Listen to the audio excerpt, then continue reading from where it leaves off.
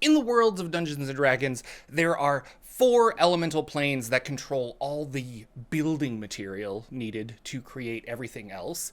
Air, water, earth, and fire, plus the positive and negative energy planes which govern life and death.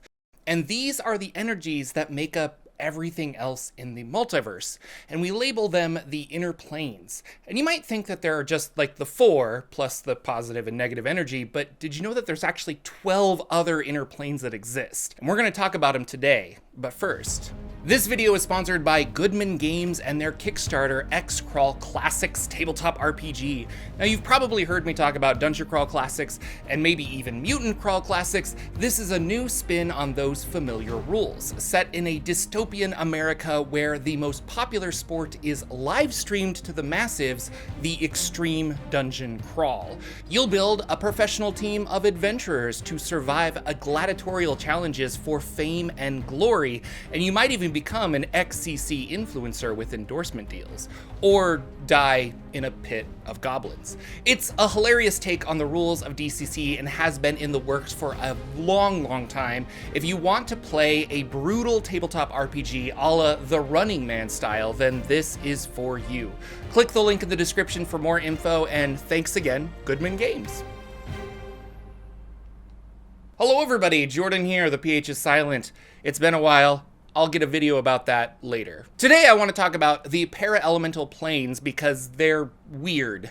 The para-elemental planes are the areas where one elemental plane intersects with another around the Great Wheel. So opposing elements on this chart won't touch. Fire and water won't have a para-elemental plane, but where fire and earth touch, you get the plane of magma. The idea of the gray area where the planes intersect appeared in the 1980 Deities and Demigods book, but Gygax clarified the concept in Dungeon Magazine issue 73 in 1983. Now, they don't appear in every setting, but they're found in the versions of the Manual of the Planes and Planescape material, and you can incorporate them into your game as you please. The best information I found was in the 2nd edition Planescape book, The Inner Planes by Monty Cook, and I'll be pulling most of my info from there because, well, it's the coolest. Now, the 4 para-elemental planes are the plane of ice, which is air plus water, the plane of smoke, which is air plus fire, the plane of magma, which is fire plus earth, and the plane of ooze, which is earth plus water. The para-elemental planes are not considered transitive planes, but they are kind of an in-between the regular elemental planes.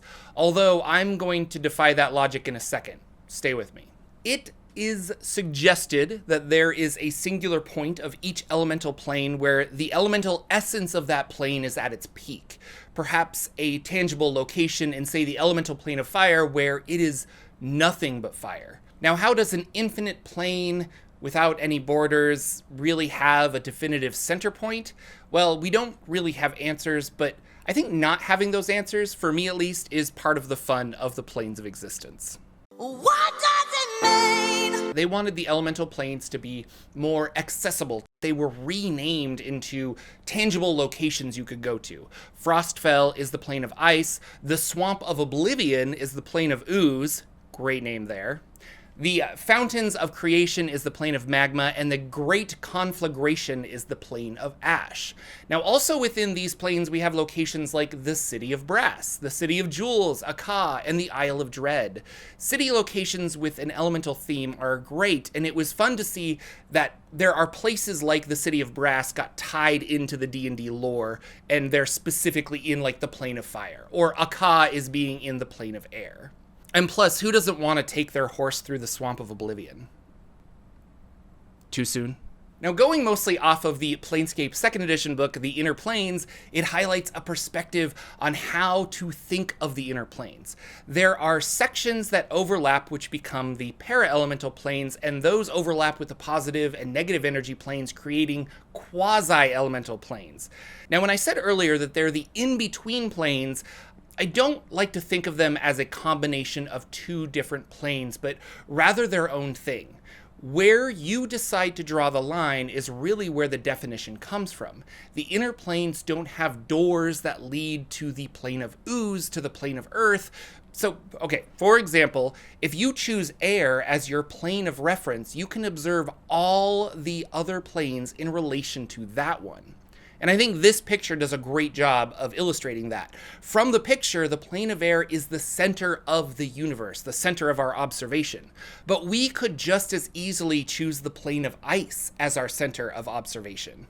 Air is next to fire, and you'll have smoke and ice on either side, and past that, air will never interact with Earth. They are separated by fire and water. The para-elemental planes through D&D's word choice make you think that they're lesser than the two elements that make them up, but they really should be thought of as their own plane. The plane of smoke or ice might sound weaker than the pure elements of fire and air, but there are strengths that make those planes unique and powerful. And personally, I believe the para-elemental planes and the quasi-elemental planes are fully realized planes that are not mashups. If we could turn the elemental wheel a quarter turn, suddenly ice, smoke, ooze, and magma are the four major elements. And because of this, I view the para-elemental planes as fully realized planes, not necessarily a byproduct of two different elements. So let's talk about them. First is the plane of ice, which has the plane of water on one side and the plane of air on the other. And it's cold here, like the most cold. Everything freezes. The ground is solid chunks of ice, almost impossible to dig into. And the most interesting part of the plane of ice, well, to me, is that there is a location within it known as true cold, a region in which anything can freeze. And by anything, I mean even abstract concepts. Your words could leave your mouth and become frozen, never to be spoken again. Magical spells could be cast and freeze in the air, the magic itself stuck frozen and solid. The concept of goodness or nearness could freeze, taking the form of a physical ice crystal. It really could be an interesting place to go and retrieve lost knowledge, what was frozen and lost for centuries. Or maybe you're there to put an adventure in some kind of suspended animation. And speaking of suspended animation, there is another location deep within the ice called Arcolantha that might be a museum or a zoo. It's filled with monsters and animals of all kinds who are frozen in some suspended animation. If you take one away and thaw them, they will return to life. You might even find extinct creatures here that contain that one ingredient you need to complete that potion to cure your friend of vampirism. Next is the plane of magma, which is between the plane of fire and the plane of earth. An infinite sea of magma is presented with a surface full of toxic fumes. Now, you can't mine through the magma like you can on the plane of Earth, so going below the surface, you'll need fire protection and, well, your movement's going to be very slow. Ships can sail the sea of magma if they have magical flame protection or some kind of flight to sail through the toxic air. Regardless, travel is difficult. You might run into magma mephits or other rock fire creatures that live here. There are some fire giants that have taken up residence here in the plane of magma. Notable locations, though, are the fields of Nevermore, which is a thin crust of stone that has hardened atop of the magma. As you walk across it, it's kind of like walking on thin ice, and you have a 10% chance of breaking through and into the lava. Now, this area, Nevermore, is a circular spot about 60 miles in diameter, and a long time ago, travelers from the prime material plane used a magical artifact known as the Chill Sword to cool the magma enough to build an entire city. The cursed sword emits an aura of cold in a 500-foot radius, and this keeps the magma and the surrounding air cool enough to support humanoid life. Breathing devices are needed to filter the toxic air, but they build them and sell them here. Next is the plane of ooze, which sits between the plane of water and the plane of earth. This plane of ooze it's disgusting. It's a land of slime, of putrid green sludge. It teems with worms, insects, grubs, and more. And sometimes it's thick enough to walk on, but other times it's thin and runny, forcing you to water walk or get a boat. Entrances to the plane of ooze can come about when a staggering volume of garbage and filth are packed into a small space. The volume is condensed, the trash can puncture a hole into the plane of ooze, allowing more ooze to spill out, or perhaps bringing in that trash and adding it to the plane. Acid is a big danger here, and disease as well. It's a breeding ground for bad bacteria and disease-transmitting insects. Sigil actually uses portals to the plane of ooze to empty their trash. And an interesting NPC that lives here is the Warlock of Ooze, who was a wizard of sorts in Krynn that went crazy when his body became fused with the essence of chaos. He found his way to the plane of Ooze and has been using magic to survive. And if you find him, he might teach you some unique spells that he's created while here, called the Wall of Mold, or Gelatinous Servant, or Flesh to Slime.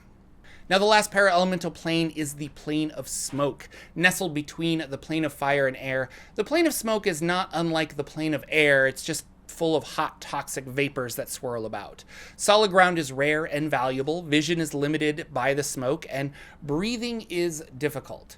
A big danger here are the explosive pockets that can burst into flames, sending waves of deadly heat. Smoke mephits are plentiful, as well as some other creatures that have learned to live in the toxic air.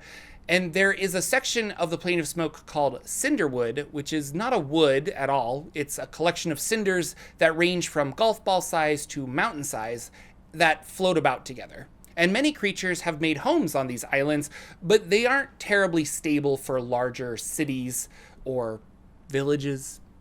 Another interesting location is the Hidden City, which is ruled by a magical family that created and hid the city in the plane of smoke centuries ago.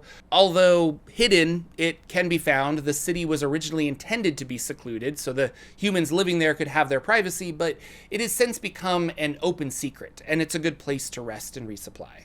Now, you've probably noticed the circular maps I've been showing, which include a lot of the other realms next to these para-elemental planes, and those are the quasi-elemental planes, and I'll have a video out next on those, so please subscribe if you enjoy tabletop RPG lore like this. Give a thumbs up if your party has gone to the elemental or the para-elemental planes.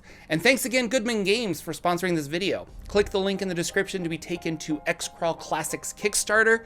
I played an X-Crawl game online with World Builder Bob and other friends, and it was a lot of fun. They'll be demoing it at Gen Con this year, so be sure to stop by the Goodman Games booth. And if you see me, say hello, because I'll be at Gen Con too. Thanks for watching, everyone, and I will see you all in the next video.